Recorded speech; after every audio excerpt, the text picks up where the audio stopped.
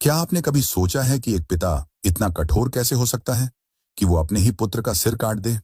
क्या आप जानते हैं कि एक समय ऐसा भी आया था जब स्वयं भगवान शिव ने अपने लाडले पुत्र गणेश का सिर धड़ से अलग कर दिया था? एक भयंकर युद्ध पिता और पुत्र के बीच, जहां प्रेम नहीं, सिर्फ आदेश और कर्तव्य आमने सामने थे। क्या ये कोई मिथक है या फिर छुपा हुआ कोई ऐसा सच जिसे हजारों वर्षों से सिर्फ कहानियों में दफन किया गया है? आज हम जानेंगे उस रहस्य की पूरी कहानी, जहां महादेव और गणपति आमने सामने थे और धरती पर बिखर गया था देवों का रक्त। कैलाश पर्वत पर हिम से ढकी चोटियों के बीच बसा था एक अलौकिक संसार, जहां वास करते थे भगवान शिव, माता पार्वती और उनका दिव्य परिवार। शिव संहार के देव गहन ध्यान में लीन, तप में तल्लीन, और पार्वती शक्ति की साक्षात रूप, ममता और त्याग की मूर्ति। पर जब संसार में अधर्म बढ़ने लगा, तब शिव जी तपस्या में चले गए, वर्षों तक मौन साधना में लीन। उसी समय माता पार्वती ने अपने प्रेम और तप से जन्म दिया एक बालक को, जिसे हम आज गणेश के नाम से जानते हैं। गणेश एक बालक, लेकिन जन्म से ही दिव्य, तेजस्वी और मातृभक्त। वो अपनी मां के हर आदेश को सर्वोपरि मानता था। जब माता पार्वती स्नान करने जा रही थी, उन्होंने गणेश को आदेश दिया, जब तक मैं न कहूं, किसी को भी भीतर मत आने देना, चाहे वो कोई भी हो।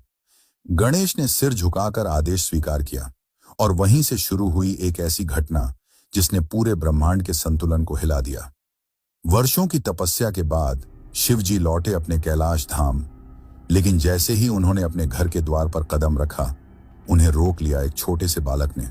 यह बालक कोई और नहीं, बल्कि उनका अपना पुत्र गणेश था, जिसे उन्होंने कभी देखा तक नहीं था। शिव बोले, पुत्र, द्वार खोलो, मैं तुम्हारी मां का पति हूं, मुझे भीतर जाना है। लेकिन गणेश टस से मस नहीं हुआ।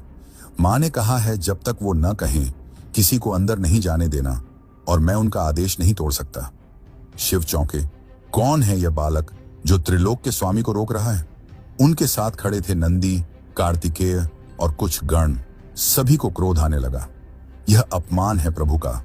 लेकिन गणेश का चेहरा अडिग था। उसकी आंखों में था सिर्फ एक ही भाव, मां का आदेश सर्वोपरि है। उस पल एक मौन तूफान उठ चुका था, और जल्द ही यह टकराव बदलने वाला था एक भीषण देव युद्ध में। अब मामला सिर्फ एक द्वारपाल और आगंतुक का नहीं रहा, यह बन चुका था आत्मसम्मान और आज्ञा के टकराव का युद्ध। नंदी आगे बढ़े, हट जाओ बालक, लेकिन गणेश ने एक ही वार में उन्हें पीछे ढकेल दिया। फिर आए देव सेनापति कार्तिकेय अपने अस्त्रों के साथ, लेकिन गणेश की शक्ति अपार थी। हर दिशा से आ रहे थे आक्रमण, पर वो बालक मां की आज्ञा के कवच में अड़िग खड़ा रहा। इंद्रदेव तक उतर आए, विद्युत सी गति वज्र के साथ, लेकिन गणेश ने हर वार को मात दी। उनकी मूर्ति जैसी देह और आंखों में जलता हुआ तेज। ब्रह्मांड देख रहा था कि यह कोई साधारण बालक नहीं है। जब सारे प्रयास विफल हो गए, देवगण शिव के चरणों में गिरे और बोले, प्रभु, ये बालक किसी और लोक की शक्ति है, अब केवल आप ही इसका अंत कर सकते हैं। और उस क्षण दिशाएं मौन हो गईं। गणेश की आंखों में भी अब कोई डर नहीं था, सिर्फ तेज, सिर्फ अडिगता। वो जानता था कि सामने खड़ा है उसका पिता, पर उसका धर्म था मां की रक्षा। और फिर महायुद्ध का आरंभ हुआ। त्रिशूल की गर्जना और गणेश का पराक्रम।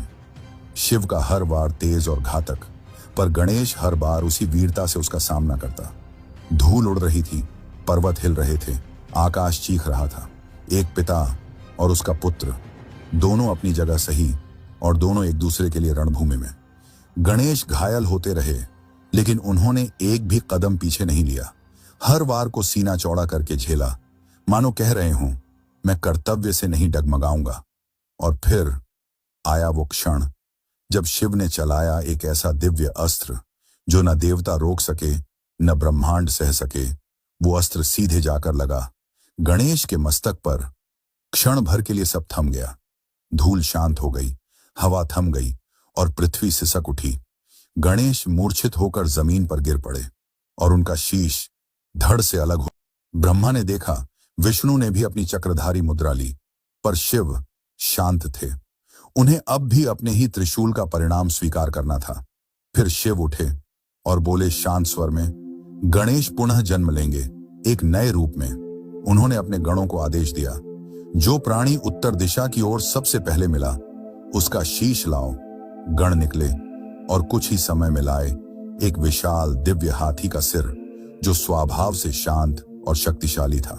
शिव ने अपने हाथों से वो शीश गणेश के धड़ से जोड़ा, फिर अपने त्रिनेत्र से ब्रह्मांडीय ऊर्जा निकाल गणेश में प्राण फूंके।